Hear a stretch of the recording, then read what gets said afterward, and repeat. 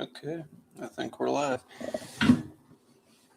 Figured this quicker way to do the week 3 recap of Project PR. I've grown to like that name.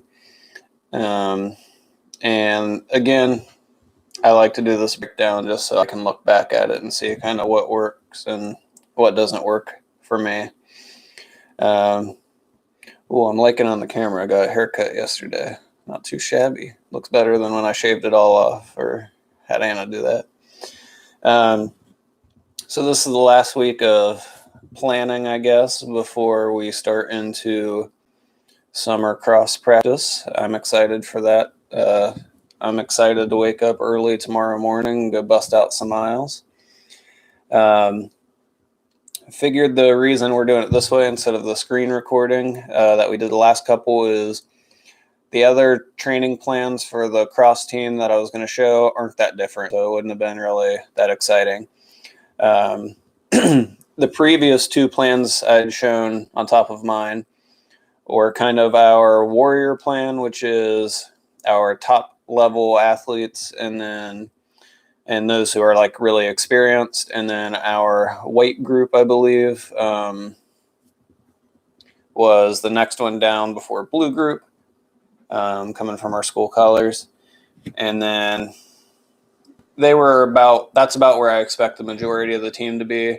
The difference between the white group that I did show and the blue group that I didn't show is going to be pretty minimal, basically based on experience. Hopefully I can, after this week, I realize that we're in a little bit better shape than I anticipate, but we will see. And then I was thinking about having a beginner group too, but with a beginner group, or probably going to be like a middle school group, that's basically going to be a case-by-case basis. So I don't want to put anything set in stone. I don't know. Everybody starts at a different place, so I don't want to write down anything right now and have it immediately change.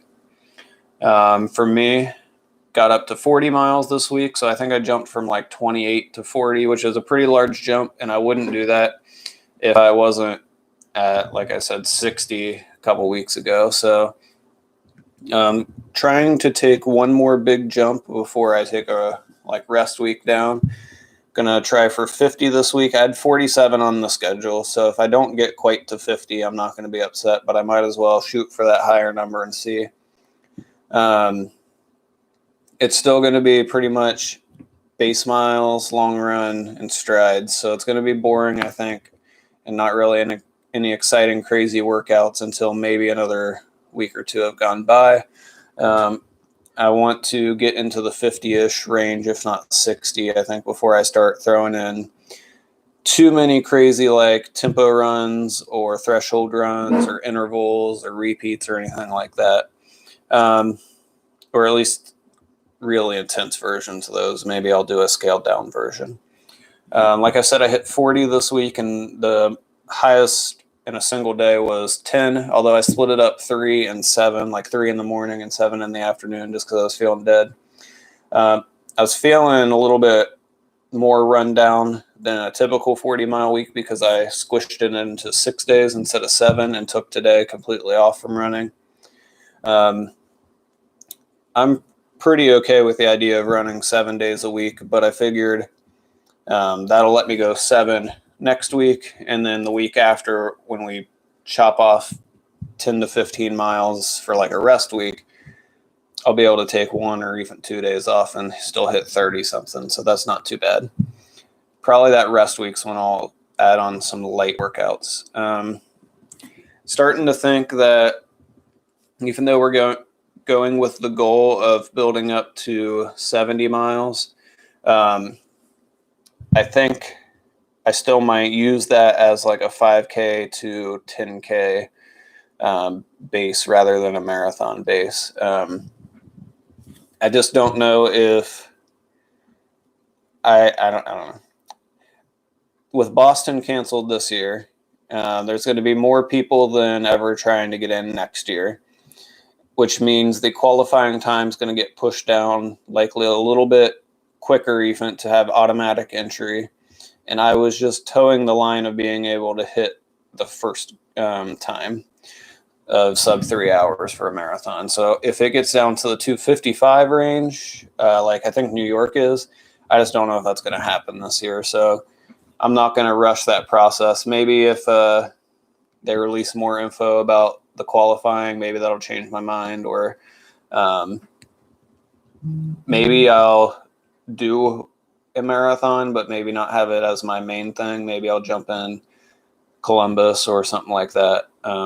Although I think I'd feel better about just jumping in a half marathon than a full marathon.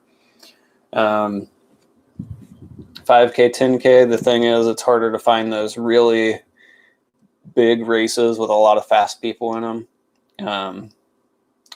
I would like to try a goal race in August, and I was eyeing that Dublin Irish Fest 5K, but I don't know if they're going to still hold that. So everything's just up in the air right now, and I think we just need to take it day by day until then.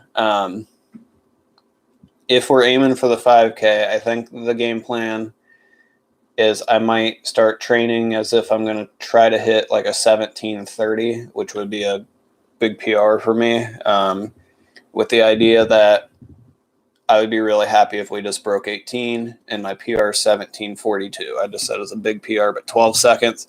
I haven't hit that in years, so it would be outstanding if I could make that jump. So that's the thought process right now. Rotating between some new shoes with a couple old pairs. We have a new pair of New Balance Fuel Cells, so I've had a pair of those before and I like them, so those are for a little bit quicker running. And then I haven't ran an Asics for a long time until this new pair of Nova Blasts. They had really good reviews for like an easy to long day shoe. They have a lot of cushion and a lot of spring to them, so that's making those double-digit mile days a little bit more bearable. I noticed that it's probably an issue with my form or something. Around the hour mark of a run, no matter how hard or slow that I'm going, I start getting some like knee pain. So I've been trying to work on my form, get my strides underneath me instead of like reaching out in front. Working on my hip flexors, kind of getting forward and standing up tall a little bit more, and bringing in this left arm swing. I think I do a little bit of, let's see if we can see it here. Like when I typically run, this is me trying to make it look good. I think I have a little bit of something like this going on where the one arm goes a little bit more in front of me than the other. I just don't feel like I generate much power doing this. It doesn't feel natural yet, but that's what we're focused on. I think if I just do it long enough, it'll finally become routine. So, all right, there's the update. I'm just keeping myself honest more than anything. If you are interested in what I've been doing, I would suggest if you run yourself, look me up on Strava and we can kind of hold each other accountable. That's what I've been trying to do.